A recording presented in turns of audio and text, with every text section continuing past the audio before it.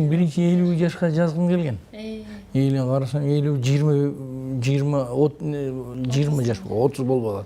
30 болгон 30 болсун дегем. Бир ай мурда элестедим. Салып бир альбомго салган экенмин, эски альбомго. Альбомдон табып анан альбом ошто экен да. O альбомду каратып таптырып, мага салып беришти.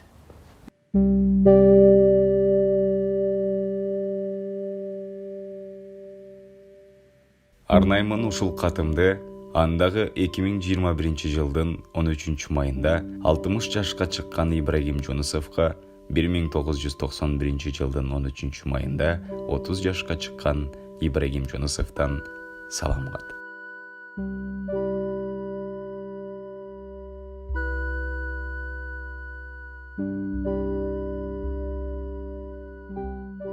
Ибрагим, саламатсыңбы? Эгерде ушул катты окуп жатсаң, демек бүгүн сен 60 жашка толдуң. Көп нерселерге жетишсең керек. Себеби бүгүн 30 жаштагы менде абдан чоң максаттар бар. Ошол максаттардын жарымына жетишсең да чоң нерсе.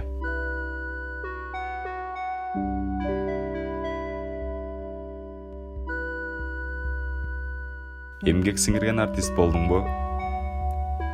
Же эл артисти болуп калдыңбы? Эл артисти болгон болсоң, абдан кубанычтамын. Бүгүн менде Асель, Алина, Элеман, дагы бир Элеманга шерик болсо деген үмүттөмүн.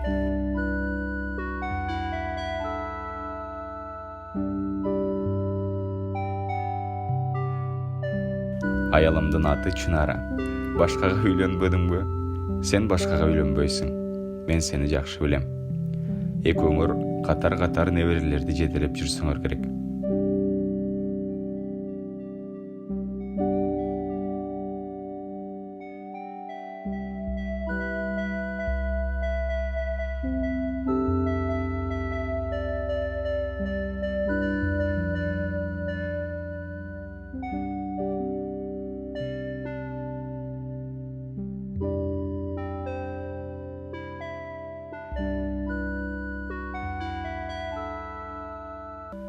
Бүгүн 30 жашты аябай жакшы тостум.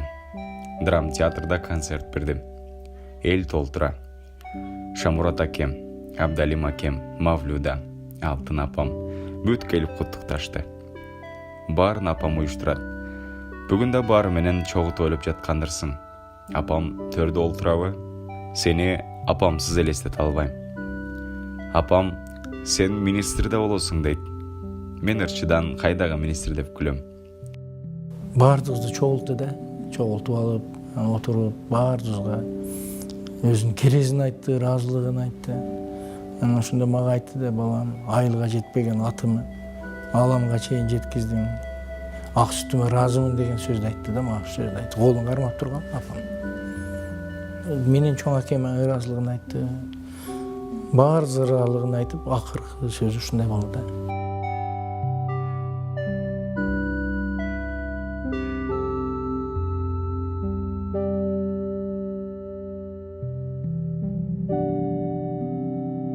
Асель, Алина турмушта, Элеман үйлөнүп, кийинкилериң да үй жайлуу болуп, неберелериң үйгө батпай, чынар экөөңөр бактылуу турмушта жашап жатасыңар деп ойлойм. Бул катты өзүң окуп жаткан болсоң, демек сен көп нерсеге жетиштиң. Себеби мен бүгүнкү 30дагы Ибрагимден үмүтүм чоң. Баса, 60ка чыкканда 90догу Ибрагимге кат жазганды унутпа. 60 жашта 2021 жылдын 13 майында көрүшөбүз.